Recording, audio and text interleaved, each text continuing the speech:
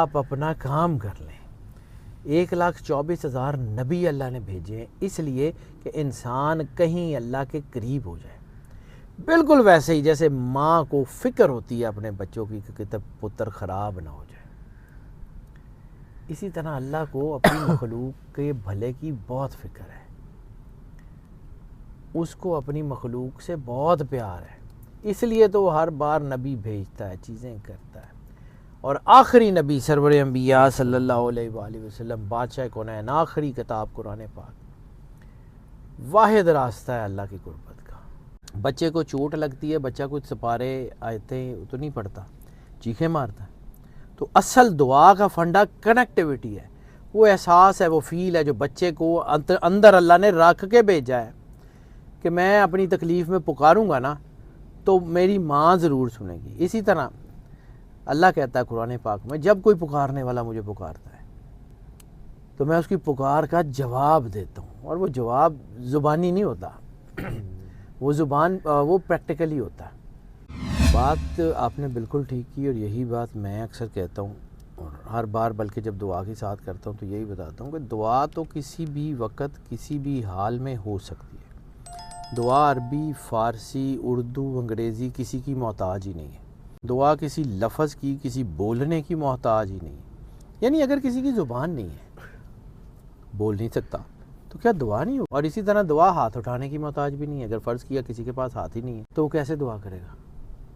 دعا تو احساس کا نام ہے، دعا تو ایک جذبے کا نام ہے، دعا تو ایک کنیکٹیوٹی کا نام ہے، دعا تو جو ہے وہ اللہ کے ساتھ جڑنے کا نام ہے، اس سے جڑنے کی بات ہے۔ اور 1 سیکنڈ کے 1000ویں حصے میں دعا عرش کے آر پار ہو جاتی ہے، 1 سیکنڈ کا 1000واں حصہ دعا کی بات ہے۔ تو دعا وہ احساس ہے جو بچے کو چوٹ لگنے کے بعد اپنی ماں کو یاد کر کے ہوتا ہے۔ مشکل حالات میں ہائے امی جی یاد آتا نا، تو ہائے اللہ جی بھی تو ہوئی، اللہ 70 ماؤں سے زیادہ پیار کرتا۔ بچے کو چوٹ لگتی ہے، بچہ کچھ سپارے آیتیں تو نہیں پڑھتا، چیخیں مارتا ہے، تو اصل دعا کا فنڈا کنیکٹیوٹی ہے، وہ احساس ہے، وہ فیل ہے جو بچے کو اندر اللہ نے رکھ کے بھیجا ہے کہ میں اپنی تکلیف میں پکاروں گا نا تو میری ماں ضرور سنے گی۔ اسی طرح اللہ کہتا ہے قرآن پاک میں، جب کوئی پکارنے والا مجھے پکارتا ہے تو میں اس کی پکار کا جواب دیتا ہوں، اور وہ جواب زبانی نہیں ہوتا، وہ پریکٹیکلی ہوتا ہے، وہ جواب اصل طاقت ہے۔ اب رہے کہ دعا کی ساتھ، تو اس کے بارے میں ہمیشہ یہ بات کرتا ہوں کہ اللہ نے انسان کے لیے کائنات بنائی، انسان کو احسن تقویم پہ اللہ نے پیدا کیا۔ اب اس احسن تقویم کا مطلب یہ تھا کہ جہاں پہ جس جگہ پہ انسان کو وہ اتار رہا تھا، یعنی آدم علیہ السلام کے سجدے سے پہلے، یعنی آدم علیہ السلام کو سجدہ کیا جانے سے پہلے، جب آدم علیہ السلام کا بت تھا، آدم علیہ السلام میں روح نہیں تھی، تب اللہ نے ایک فیصلہ کیا تھا، انی جاعل فی الارض خلیفہ، میں اس کو زمین میں خلیفہ بناؤں گا۔ ٹھیک ہے، وہ جو آدم علیہ السلام اور شیطان والا واقعہ وہ تو بعد کی بات ہے، قرآن پاک میں جس کا ذکر ہے وہ پہلے ہے، آدم علیہ السلام کو سجدے سے بھی پہلے ہے۔ تو اگر اللہ کا فیصلہ یہ تھا اس نے زمین میں بھیجنا ہے، تو پھر اس کا مطلب ہے کہ اس نے انسان کے لیے جو جو چیزیں ضروری تھی وہ یہاں اتار دی تھی اس سے پہلے، وہ ساتھ، وہ ٹائم، وہ وقت۔ پھر ایک اور طرف آئیے، میں تھوڑا سا بات لمبی اس لیے کر رہا ہوں کہ ذرا سمجھ آ جائے۔ اللہ کہتا ہے زمانے کو برا مت کہو، زمانہ تو میں ہوں، حدیث قدسی کا لفظ ہے، مستند حدیث، متواتر سند کے ساتھ حدیث۔ زمانے کو برا مت کہو، زمانہ تو میں ہوں۔ اگر زمانہ اللہ ہے، زمان اللہ ہے، زمان عربی میں ٹائم اگر اللہ ہے تو اس کا مطلب ہے کہ یہ کائنات میں کوئی بھی وقت، کسی بھی وقت اللہ سے خالی نہیں ہے۔ اللہ ہر زمان میں موجود ہے، ہر مکان میں موجود ہے، ہر جگہ موجود ہے۔ اس کا مطلب ہے اللہ کا ایسنس ہم نہیں دیکھتے، وہ ہے۔ اب اس کا احساس بعض اوقات جیسے سمجھ لیں کہ آپ کوئی لوہا میگنیٹ کے قریب کریں، میگنیٹ کھینچ لیتا ہے نا، تو اللہ کائنات کا سب سے بڑا میگنیٹ ہے۔ اللہ کا ایسنس اللہ نے روح کی شکل میں انسان کے اندر رکھ کے بھیج دیا، روح ہو، ضمیر ہو، عقل ہو، وجدان ہو، سارے مختلف میں نے اس کے۔ اب اس لوہے کو یا اس چیز کو زنگ لگ گیا، گناہوں سے، چیزوں سے زنگ لگ گیا۔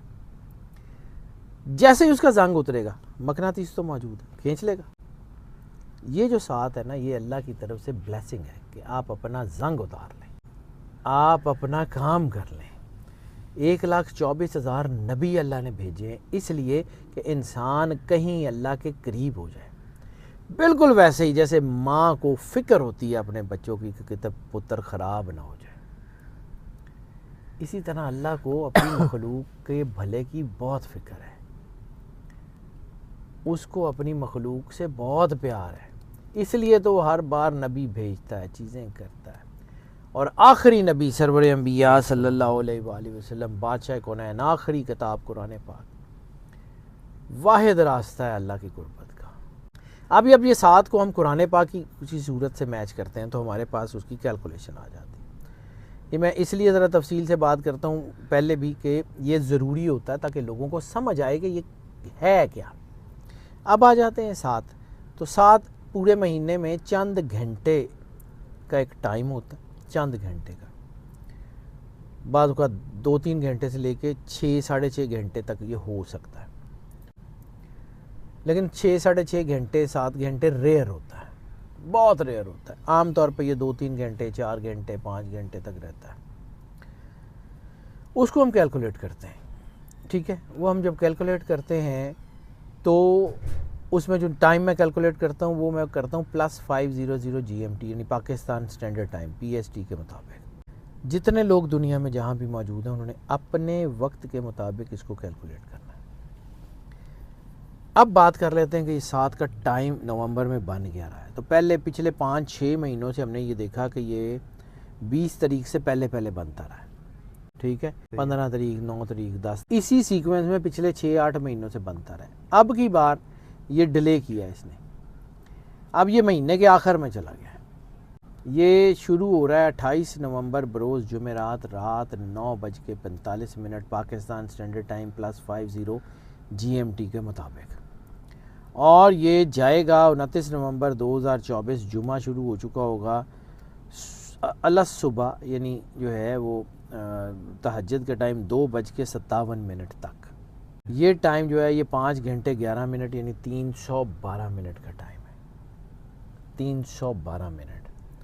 3 + 1 + 2 6 میں نے کہا تھا پیسے کا عدد، 6 میں نے کہا تھا ترقی کا عدد ہے، 6 میں نے کہا تھا انسان اور اللہ کے مرجر کا عدد ہے، تو اس کا مطلب ہے کہ روحانیت میں اضافہ ہوگا، کاروبار میں ترقی ہوگی، نئے رشتے بنیں گے کیونکہ کریٹیوٹی ہے، ایکسٹینشن کا وقت ہے، نئے کاروبار بنیں گے، ترقی کے نئے موقع ملیں گے، نئی منڈیاں کھلیں گی، اللہ کی کرم نوازی کا وقت ہے۔ اور خاص طور پہ امیگریشن کے حوالوں سے یا وہ اسٹوڈنٹس جو باہر جانا چاہ رہے ہیں اسکالرشپس کے، ان کے لیے تو بہت ہی اچھا ٹائم بن گیا ہے۔